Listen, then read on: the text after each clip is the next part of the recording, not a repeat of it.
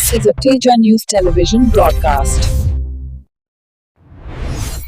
కర్నూలు జిల్లా కోసిగి మండలం కందుకూరులో శ్రీ రామలింగేశ్వర స్వామి రథోత్సవం గురువారం కన్నుల పండుగ ఘనంగా నిర్వహించబడింది.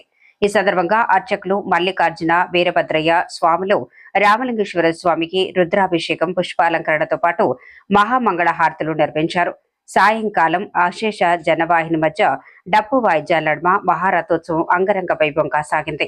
భక్తులు భారీ సంఖ్యలో హాజరై స్వామివారిని దర్శించుకుని భక్తి భావాన్ని చాటుకున్నారు.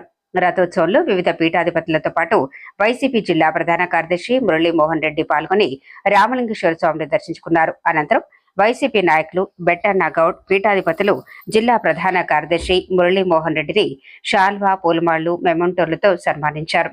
గ్రామస్తుల ఆధ్వర్యంలో అన్నదానం ఏర్పాటు చేయగా భక్తులు పెద్ద ఎత్తున పాల్గొన్నారు. రథోత్సవం సందర్భంగా ఎస్ఐ రమేష్ రెడ్డి ఆధ్వర్యంలో పోలీసు బందోబస్తు కట్టుదిట్టంగా నిర్వహించారు. ఈ కార్యక్రమంలో వైసీపీ నాయకులు బెట్టన్న గౌడ్, నాడిగేని నాగరాజు తదితరులు పాల్గొన్నారు.